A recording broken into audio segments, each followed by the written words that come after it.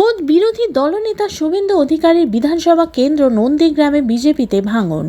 নন্দীগ্রামের গোকুলনগর গ্রাম পঞ্চায়েত এলাকার বিজেপি নেতা অশোক করণ, নন্দীগ্রাম ১ নম্বর ব্লক পঞ্চায়েত সমিতির শিক্ষা কর্মদক্ষ দেবাশিস দাস সহ প্রায় ৫০ জন বিজেপি কর্মী সমর্থক আজ বিজেপি ছাড়লেন।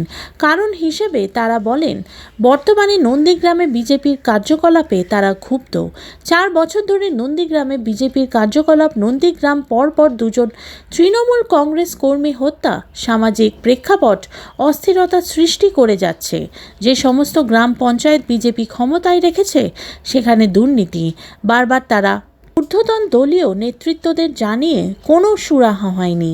তাই আজ তারা বাধ্য হয়ে দলীয় নেতৃত্বদের ওপর ক্ষোভে বিজেপি ত্যাগ করলেন। কারোর দ্বারাই আমরা কিছু হইনি। আমি প্রথম কথা, আমি একজন হিন্দু সনাতন ধর্মের লোক। আমি তৃণমূল কংগ্রেসের সভাপতি থাকার সত্ত্বেও নন্দীগ্রামের মাটিতে এক সময়ে আমি সমস্ত সনাতনী সেবকদের নিয়ে, ওদিকে পবিত্র করকে সঙ্গে নিয়ে নন্দীগ্রামের মাটিতে আমরা এক সময়ে 16 সালের শেষ লগ্নের দিকে আমরা একটা উৎসব করেছিলাম, মহাবীরের উৎসব। আমরা পদযাত্রা করেছিলাম হরিনাম সংকীর্তন খোল করতালের মধ্য দিয়ে। আমি তদানীন্তন সময়ে তৃণমূল কংগ্রেসের সভাপতি ছিলাম গোকুলনগর অঞ্চলে। আর আজকের আমাকে বলা হয়েছিল যে আমরা এই সনাতন ধর্মের পক্ষে আছে ভারতীয় জনতা পার্টি। আমি এই দলে যোগদান করার পরে আমার গোকুলনগর অঞ্চলের 18 থেকে 20 হাজার ভোটার এবং জনগণ রয়েছে, সনাতনী ধর্মাবলম্বী মানুষজন। তাদেরকে দিনের পর দিন আক্রান্ত করছে সনাতনী ভারতীয় জনতা পার্টির একাংশ লোকজন।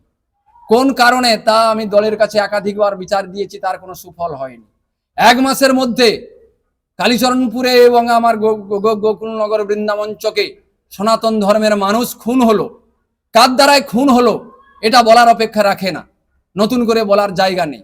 এরপরেও কি আমি বলবো আমি একজন সনাতন ধর্মের মানুষ, আমি সনাতন ধর্মাবলম্বী মানুষ।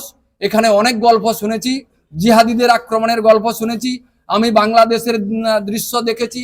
বাংলাদেশের দৃশ্য নিয়ে যখন আমরা উদ্বেগ প্রকাশ করছি, তখন আমাদের গোকুলনগরের মাটিতে সনাতনের বিনাশ, মানুষের মৃত্যু ঘটছে, মানুষকে খুন করা হচ্ছে।